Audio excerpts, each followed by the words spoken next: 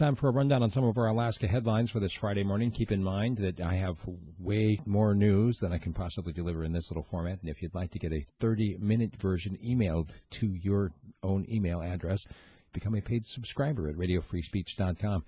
Here's some of the headlines. There was a gunshot apparently inside the Fairbanks Public Library that injured a man. The actual initial call went out because an electrical outlet had exploded, or they thought the person was hurt.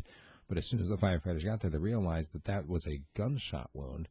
Apparently, someone inside the library shot a gun, but they didn't see any guns, and there was nobody having any kind of argument. They've got a person of interest that they're looking for, the guy who first came up and asked the fellow if he was okay. Down in Anchorage, yet another domestic violence situation in which the police were called and turned into a standoff. The man released the woman and then surrendered early Thursday morning. And police have arrested an 18-year-old for the vandalism of that Park Strip train down in Anchorage. They're now wondering if he had any help and are asking for tips from the public. There's a new proposal to completely transform Alaska's education system. It would basically encourage districts to collaborate with other districts and other government agencies and businesses to establish education online. Something that already happens an awful lot with homeschoolers and with some other programs.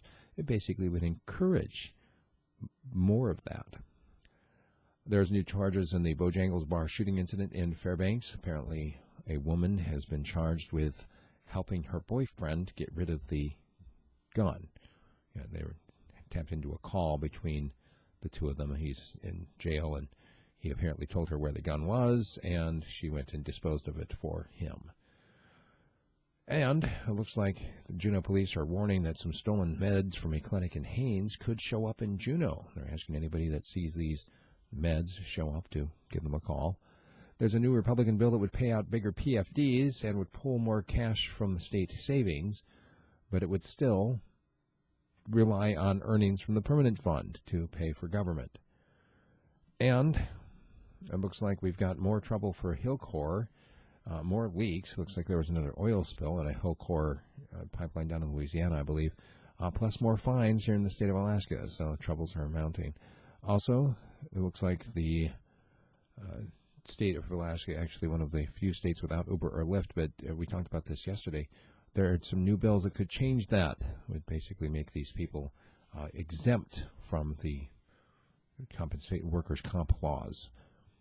And F-35s, everybody's looking forward to them coming to the Fairbanks area, at least most people seem to be. We'll save that for another time. They're calling it a game changer in the Pacific Theater. And in case you're looking at the history books and wondering, yes, it's true, the Ketchikan pulp mill closed down 20 years ago this weekend. It was the 25th of March in 1997 that the entire economic engine of Ketchikan was collapsed. And there was a popular coffee spot down in Anchorage that was robbed. One man managed to get a 300-pound safe out all by himself. However, the entire thing was caught on security cameras, and the coffee shop has done a kind of an interesting way of doing this to catch the fellow. They put the video on social media and has offered a $300 gift card, basically, good for anything in the shop, as a reward to anyone who gets this guy caught. And the service area elections are taking place here in the Fairbanks area. That will be the subject of my commentary today. It looks like the permanent fund dividend is still keeping an eye out for fraudulent flyers and encouraging people, if you know of somebody who's filing fraudulently, to report it. And lastly, there's a story out of Anchorage about a gun owner a dog owner who intervened in a moose trampling.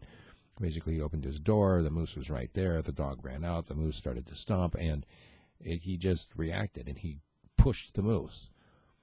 That was a very dumb thing to do. Just so you know, people are advised to give moose space, especially when they're grumpy this time of year.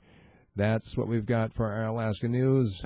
Make sure you check out what I'm doing at radiofreespeech.com and engage me by sending me an email, steve@radiofreespeech.com.